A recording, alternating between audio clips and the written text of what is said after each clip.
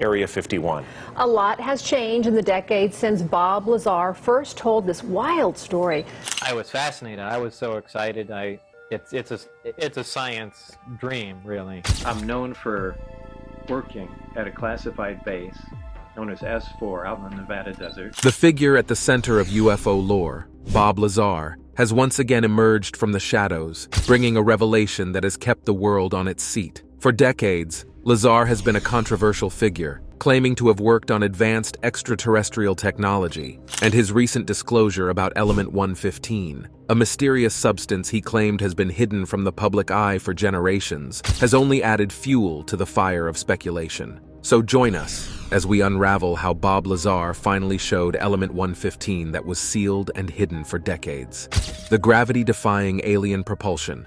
Robert Scott Lazar, born on January 26, 1959, is an American known for promoting conspiracy theories. In the late 1980s, he asserted that he had been employed to analyze and understand advanced technology from outer space at a location called S4, close to Area 51 in Nevada. According to his claims, he was involved in examining 9 unidentified flying objects, which he referred to as flying saucers. Among these mysterious aircraft, he highlighted one known as the Sport model, which he alleged operated using an unusual substance called Element 115, a substance not publicly acknowledged at the time. This Element 115 supposedly had the power to make these saucers pull off mind-boggling maneuvers, basically flipping the bird to the laws of physics. Lazar spilled the beans on how everything at S4 was secretive, with teams working in the dark on different projects to keep things under wraps. Lazar wasn't just saying he spotted UFOs, he was dropping detailed info about working on them, throwing in tech specs, locations, and even a timeline. His stories hit a nerve with folks wanting the lowdown on what the government was hiding about close encounters of the extraterrestrial kind. Of course, not everyone bought into Lazar's tales. Skeptics went to town, poking holes in his story, questioning his education, and raising eyebrows about the places he claimed to know about. The physics crowd even doubted this Element 115 magic for interstellar travel. But here's the kicker. Lazar might have had doubters, but he made waves. He jogged the UFO talk, bringing new words like Area 51 and Element 115 into everyday talk. Before Lazar, Area 51 was just some military base in the shadows, but he turned it into a hotspot for alien stories. His whistleblower status didn't just put the spotlight on Area 51. It made Lazar look like the hero fighting against the big, bad government machine. People saw him as a truth warrior, risking it all to spill secrets that could change the world. The lone rebel standing up to the powerful government struck a chord with those tired of official stories. Sure, Lazar's story got ripped apart, debated, and sometimes laughed at, but it left a mark. It set the stage for other whistleblowers who spilled the beans on secret government stuff and run-ins with the unknown. The UFO talk wasn't just whispers and blurry pics anymore. It found its voice, and that voice was Bob Lazar. There's really no way I could prove it without revealing my identity and getting myself into more trouble than I have already. Deep in the mysterious and secluded expanse around Groom Lake, Nevada, the S4 facility, as described by Bob Lazar, stands as a puzzle and a point of contention. According to Lazar, this covert installation, nestled near the more widely recognized Area 51, played a central role in secret activities related to extraterrestrial technologies. Lazar painted a picture of S4 not only as a hub for scientific exploration, but also as a fortress dedicated to guarding its secrets with the utmost intensity. In Lazar's narrative, S4 wasn't just a warehouse for extraterrestrial gadgets, it was home to 9 distinct flying saucers, each boasting unique designs and functions. Lazar went beyond suggesting that these saucers were mere showpieces or stored away for safekeeping. He boldly claimed they were fully operational. According to his detailed account, these high-tech wonders were cleverly stashed in hangar bays, expertly camouflaged into the mountainside, ensuring that prying eyes from the ground and the air remained clueless. If Lazar's version of events held water, it implied that the powers behind S4 had grander plans than figuring out these alien crafts' nuts and bolts. His account hinted at potential testing and deployment, adding an extra layer of mystery to the already enigmatic aura surrounding S4. According to Lazar, Element 115 is the secret sauce in the propulsion systems of extraterrestrial spacecraft. Lazar spins a tale of this extraordinary element being the key player in making alien ships zip around with mind-boggling maneuvers. He argues that Element 115, when handled correctly, creates a gravitational field that these spacecraft use to defy the laws of physics. Imagine a spaceship not relying on traditional engines, but instead manipulating gravity to pull itself toward its destination literally. That's the kind of sci-fi story Lazar is dishing out. The mysterious substance fueling UFO speculations. Element 115 isn't casually lying around on Earth. Nope. Batches of this mysterious substance were apparently handed over to a secret facility for experimental purposes. Lazar paints a vivid picture of this element being tossed into a spacecraft reactor, cooking up a gravity wave that propels the ship to lift off and zoom around at breakneck speeds. The story doesn't just stop with UFO enthusiasts and conspiracy theorists, it's making waves in popular culture and scientific circles. Lazar's detailed descriptions are like a magnet, pulling in both fascination and skepticism. Some see S4 as a mysterious hub where groundbreaking discoveries unfold, while others dismiss it as a concoction of partial truths and a sprinkle of imagination. But let's consider the implications if Lazar's claims are legit. It suggests that the US government or some hidden faction has technology that's light years ahead of what we know. It opens up the possibility that we're not alone in the universe, and our governments might be harboring artifacts from beyond our world. It's a big deal, and it has sparked heated debates. However, the devil is in the details, and Lazar's account is a hot topic of contention. The complex nature of alien crafts, Element 115's properties, and S4's inner workings have become the subjects of fierce debates. Some people are all in, buying into Lazar's narrative, while others wave it off as pure fiction. Regardless of where you stand in this debate, the discussions about S4 and Element 115 have injected a dose of curiosity, hope, and skepticism into our quest for extraterrestrial truth. It's not just about what might be out there in space. It's also about the lengths earthly powers would go to keep such mind-bending discoveries under wraps. When someone makes bold claims, especially on the scale of Bob Lazar's revelations, it's natural for people to put those assertions under a microscope. The bigger the statement, the more thorough the scrutiny it faces. Lazar's narratives about S4, extraterrestrial spacecraft, and Element 115 were no exception. As time passed, a flood of criticisms and opposing statements arose, raising questions about whether Lazar's account could be trusted for its accuracy. Doubts began to surround the credibility of Lazar's narrative as various objections and conflicting viewpoints entered the picture. One significant point of contention focused on Lazar's educational background. Attempts to verify his supposed attendance at MIT and Caltech, two prestigious institutions, hit a roadblock as no records could be found. Lazar stood firm in his assertion that he studied at both places, but his claimed educational history faced scrutiny, and discrepancies emerged. Some of Lazar's supporters proposed a theory that his records might have been intentionally erased or altered to discredit him, adding fuel to the narrative of a broader cover-up. On the flip side, skeptics argued that wiping out all traces of someone's academic history, including memories of classmates and professors, would be an improbable feat. Another hotly debated issue revolved around the existence of S4. While Area 51 is acknowledged as a real military base, concrete evidence supporting S4's existence, as described by Lazar, remains elusive. Satellite imagery failed to reveal the hangar bays or facilities Lazar mentioned definitively. Critics pointed out that if Lazar had genuinely worked at such a location, providing specific coordinates or undeniable evidence should have been well within his capabilities. The physics community also raised eyebrows, particularly concerning Lazar's assertions about the role of Element 115 in propulsion.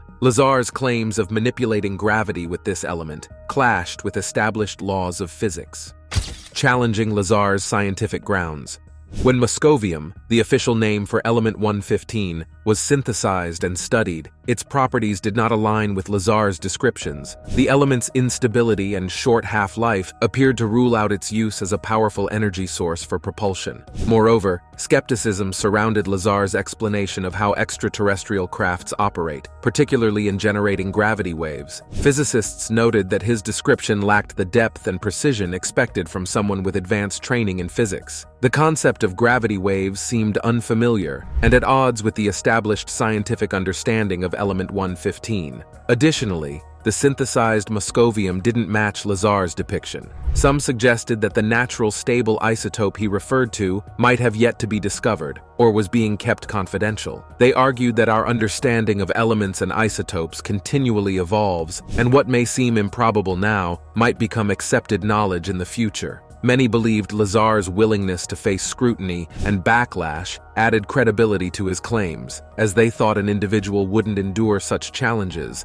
unless genuinely convinced of the truth. The debate surrounding Bob Lazar's revelations mirrors the broader discourse on UFOs and extraterrestrial life. On one side are skeptics demanding empirical evidence and verifiable facts, while on the other side are believers often driven by a combination of evidence, intuition, and a deep-seated feeling that we are not alone in the universe. Somewhere in the middle are those open to possibilities, waiting for irrefutable evidence that could tip the balance. Lazar's narrative, filled with both compelling details and perplexing inconsistencies, will likely remain a controversial chapter in the history of UFOs. In an era where information travels rapidly and stories can be molded with each tweet, blog post, or television special, the media played a crucial role in bringing Bob Lazar's narrative to global attention. Lazar's initial exposure to the public was orchestrated by investigative journalist George Knapp, a reputable figure known for thorough journalism. Knapp's televised interviews with Lazar provided legitimacy to his claims, creating a dynamic that appealed to the average viewer with intriguing and accessible content. The visual medium, combining sound, imagery, and narrative, was well suited to explore Lazar's story's mysterious and otherworldly aspects. Lazar's descriptions of the S4 facility, alien crafts, and Element 115 mechanisms were enhanced with reconstructions, animations, and expert analyses. This storytelling and visualization blend made the complex and abstract aspects tangible, allowing viewers to journey into the heart of the enigma. Documentaries further amplified Lazar's narrative, delving deeper into the subject matter by juxtaposing his claims with expert opinions,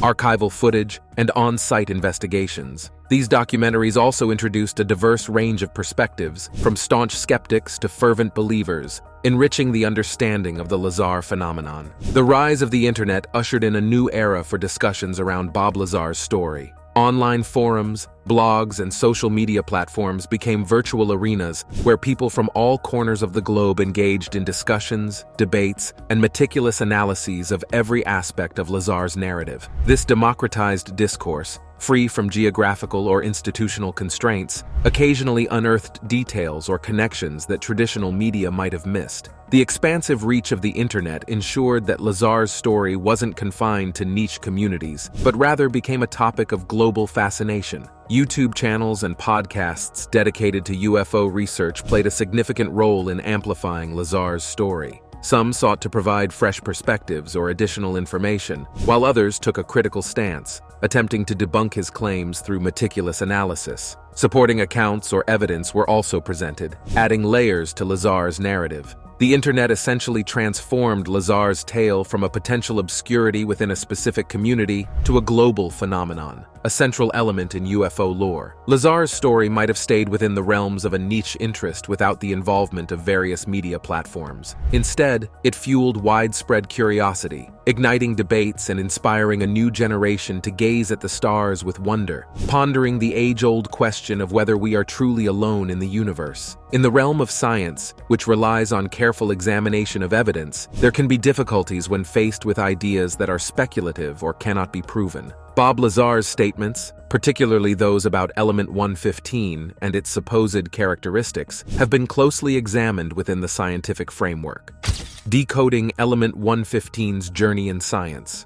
According to Lazar, Element 115 played a crucial role in the propulsion systems of extraterrestrial spacecraft he claimed to have encountered. He suggested that this element could generate a gravitational field, allowing spaceships to manipulate space-time and travel between stars. However, when the scientific community investigated these assertions, several problems emerged. Initially, Element 115, as described by Lazar, was not found on the periodic table until 2003, when scientists synthesized it and named it moscovium. The properties of moscovium, as observed in laboratories, contradicted Lazar's descriptions. The synthesized element showed high instability, quickly transforming into other elements within milliseconds. This rapid decay made it unlikely to be a stable energy source, let alone one capable of powering interstellar travel. Lazar's claim that element 115 could manipulate gravity has piqued the interest of physicists. Gravity is a fundamental force in nature, but controlling it has proven challenging despite extensive research. The idea that an external substance like element 115 could influence gravitational fields challenges established knowledge, considering our current limited understanding of gravity.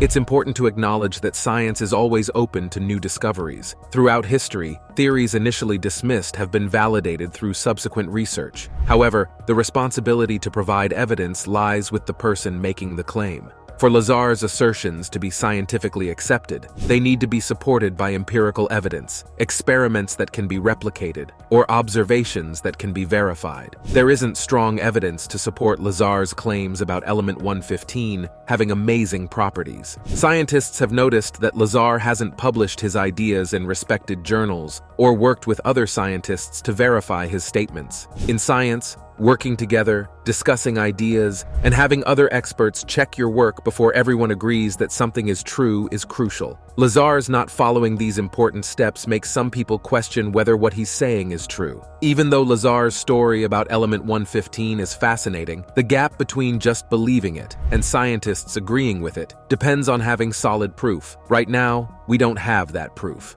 The interesting tale of element 115 and its incredible qualities can only be confirmed or disproved by careful and thorough scientific investigation, not just by stories or declarations. When people make accusations about state secrets, secret projects, or hidden military operations, everyone starts looking at the government to get clear answers, either confirming or denying the allegations. This was also the case with Bob Lazar's statements, where he directly pointed fingers at secret military bases and advanced technology. The way different government agencies officially and unofficially responded to these claims showed how the government handles matters of statecraft, secrecy, and the quest for truth. At first, the government didn't officially acknowledge Lazar's allegations. This lack of response was expected, but it sparked more speculation among believers. They thought the silence meant there was a deeper conspiracy, or that the government was indirectly admitting Lazar's claims were true. On the other hand, skeptics saw this silence as the government not wanting to dignify baseless accusations with a response.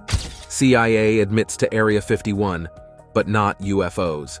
As people started asking questions about Lazar's supposed work at Area 51 or S4, official government stances indirectly started to come out. Records were checked, and Lazar's claims about academic credentials from places like MIT and Caltech were denied by those institutions. Some saw these denials as evidence of a cover-up, suggesting that Lazar's records were intentionally erased. Others started questioning the overall truthfulness of Lazar's story. As the whole Lazar saga unfolded, the U.S. Air Force, responsible for the Nevada test and training range where Area 51 is situated, maintained a secretive stance. They stuck to the protocol of not disclosing specific operations and projects at the facility, fueling even more speculation. Unofficial responses, often more candid and sometimes off the record, painted a slightly different picture. Former employees and contractors linked to Area 51, while not directly supporting Lazar's claims, hinted at the existence of highly classified projects at the facility. Their stories suggested a culture of extreme secrecy, where even people working at the site might not know everything happening there. In 2013,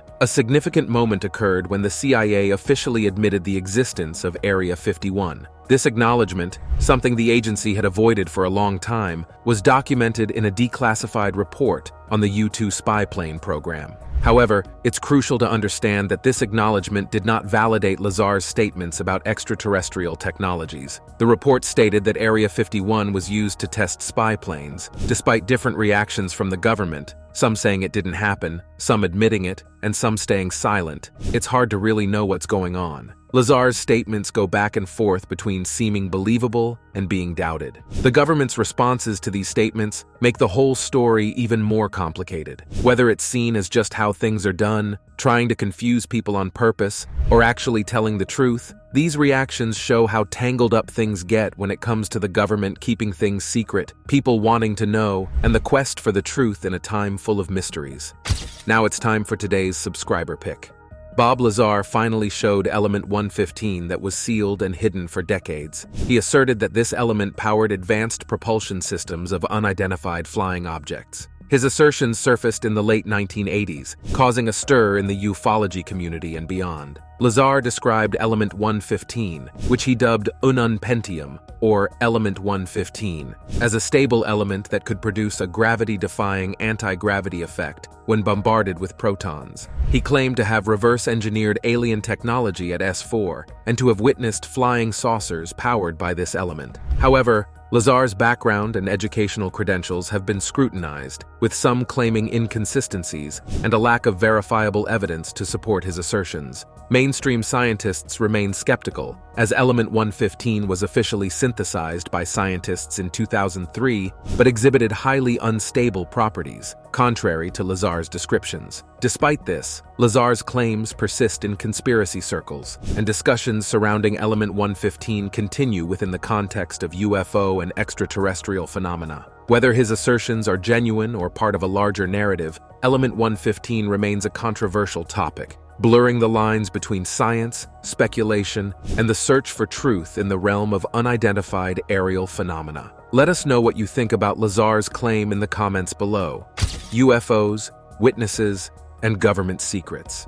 The fallout from Lazar's revelations took a toll on his personal and professional relationships. The intense scrutiny and debate surrounding his UFO story strained his family ties, leading to difficulties and even fractures in his personal life. The constant public attention made trust a rare commodity, and whether by choice or circumstance, isolation became a recurring theme for him. On the professional front, Lazar faced challenges as well. Doubts were cast on his academic credentials, and the mainstream scientific and engineering communities viewed his claims with skepticism. This skepticism limited his opportunities for traditional employment in his field. However, Lazar adapted to his new reality by delving into scientific supply businesses. He capitalized on his newfound fame and the growing interest in exotic materials and technologies. Yet, the shadow of his claims about Area 51 lingered, always present in the background of his professional pursuits. Financially, Lazar's journey had its highs and lows. While his story opened doors for paid interviews, documentary deals, and speaking engagements, it also brought about legal battles, business challenges, and the cost of maintaining security and privacy. Lazar's financial situation, like other aspects of his post-revelation life, became a constant ebb and flow of gains and losses. The psychological impact of navigating such a tumultuous situation should not be underestimated. Despite Lazar's outwardly calm and matter-of-fact demeanor in public, there is speculation about the internal struggles, self-doubt, and moments of uncertainty he may have faced. Holding on to a narrative, especially one heavily contested, would undoubtedly test the resilience of any individual. Bob Lazar's life took a turn after he spilled the beans about Area 51 and extraterrestrial tech. Instead of basking in the limelight, he gradually stepped back from the public eye. You know, after all those interviews, documentaries, and public appearances, Lazar decided he wanted a more low-key life. He didn't budge from his story, but he kind of took a step back from actively promoting it to the world. Picture this. He opted for a quieter existence, away from the constant attention of those who believed him and those who doubted his claims. The narrative doesn't conclude here. A noteworthy disclosure comes from investigative journalist Michael Schellenberger. He asserts to have unveiled a potentially groundbreaking revelation about UFOs, generating considerable interest in the United States. Schellenberger's comprehensive investigation has revealed a significant finding. Intelligence officials have identified 30 aircraft that are non-human in origin.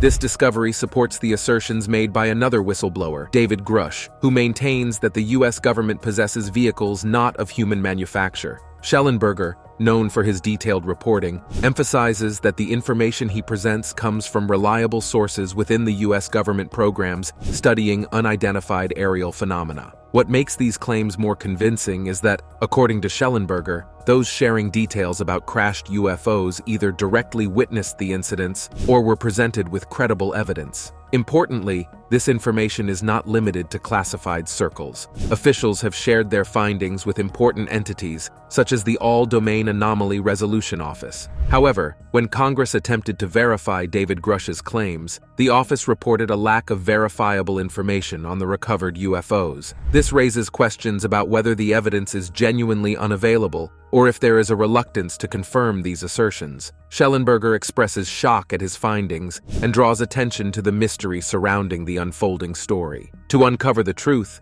it is essential to explore government protocols, UAP study programs, and the relationships between intelligence officers and entities responsible for validating such claims. As the nation grapples with the implications of this UFO revelation, there is a growing demand for transparency and a comprehensive investigation. The fascination with UFOs and extraterrestrials has a long history, consistently capturing the global imagination. Despite the government's denials, occasional sightings continue to fuel the belief in extraterrestrial visitations. Those advocating for UFO sightings have often faced skepticism, allowing the government to maintain secrecy. However, the current situation is evolving, with whistleblowers challenging the established narrative and prompting a shift in public perception.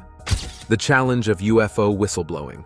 Whistleblowers such as David Grush, Ryan Graves, and David Fravor spoke to Congress, challenging the government's story of denial and secrecy about UFOs. Although the Pentagon quickly dismissed Grush's claims, other officials came forward with damaging evidence, sparking a significant movement. Schellenberger, when questioned about his sources, admitted leaving out certain details from his report due to the shocking nature of the revelations. The central question now is, how can we tell the difference between spacecraft made by humans and those not of human origin? Is it the composition, materials, or construction methods that act as distinguishing factors? This matter revolves around a captivating story involving a major aerospace company attempting to involve civilian scientists and engineers in understanding recovered UFOs. The idea was that sharing knowledge is crucial for innovation, especially when dealing with the scientific and engineering challenges posed by these unidentified crafts. However, the Pentagon rejected the proposal, expressing concerns about the potential risk to the secrecy of expanding the program.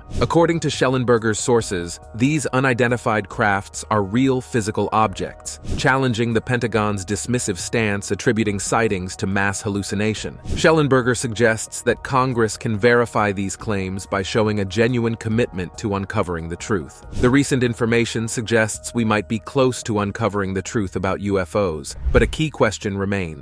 Will the Pentagon willingly share information kept secret for decades? The idea of finding evidence of crashed UFOs on Earth is exciting, raising questions about the fate of extraterrestrial pilots. Michael Schellenberger, a prominent figure in UFO research, has explored this mystery. While credible sources reported crashed UFOs, only one source could confirm the U.S. government's possession of non-human biologics. Schellenberger, cautious about relying on a single source, chose not to disclose this information publicly, wanting to establish the undeniable presence of UFO craft in government possession first. Schellenberger highlights the challenge faced by those sharing insider information on UFOs, fearing loss of security clearance and potential government retaliation. Similar to David Grush, other whistleblowers have come forward with similar revelations over the past several months, challenging the conventional narrative surrounding UFOs. Notable skeptic Mick West recognizes the significance of multiple individuals independently corroborating similar information,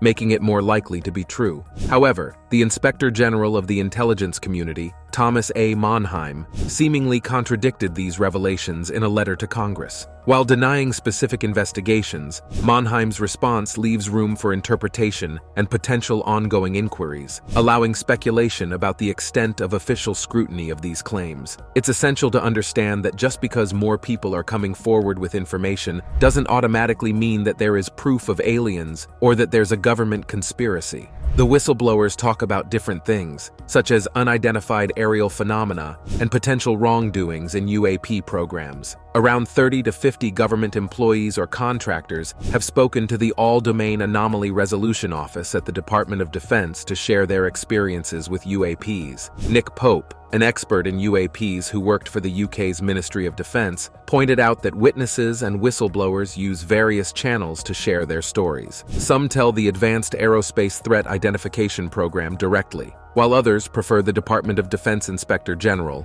the Intelligence Community Inspector General, or even Congress. This situation has led to speculation about whether individuals like Grush and other UAP whistleblowers are part of a planned effort by the US government to spread false information. In the past, a former U.S. Air Force intelligence officer, admitted to spreading misinformation about UFOs from the 1980s to the early 2000s. However, doubts arise about the theory of a misinformation campaign through the Office of the Inspector General, considering the serious consequences of providing false testimony. If found guilty of lying to Congress, individuals like Grush could face up to 5 years in prison. This complexity adds complexity to the narrative around Grush's claims and fits into the broader context of ongoing legislative developments related to UAPs in Congress. Understanding the history of government misinformation campaigns, especially those involving UAPs, is crucial to making sense of the current situation. Past instances have shown a mix of true and false information, making it hard to figure out the real nature of UAP phenomena. Both skeptics and believers in UFOs agree that there's a need for more openness and disclosure to prevent the intentional spreading of false information. The tension between skepticism and the desire for transparency highlights the complex nature of the UAP conversation and the difficulties faced by those looking for reliable information in this intricate field. The secrecy around UFOs is not unique to the United States. Contrary to what many believe, it's not limited to the US government. Surprisingly, there is intense global competition among powers like the US, China, and Russia in developing and reverse engineering extraterrestrial technologies. This competition goes beyond national borders, revealing a complex interplay of interests. The United States is not the only country keeping information about UFOs secret. China and Russia are actively competing, similar to a modern space race, to understand and recreate these advanced technologies. This global competition adds an extra layer of intrigue to the broader context of UFO secrecy, with China actively participating in the complex technological race to avoid falling behind in global dominance dynamics. Thanks for watching, and we'll see you in the next one.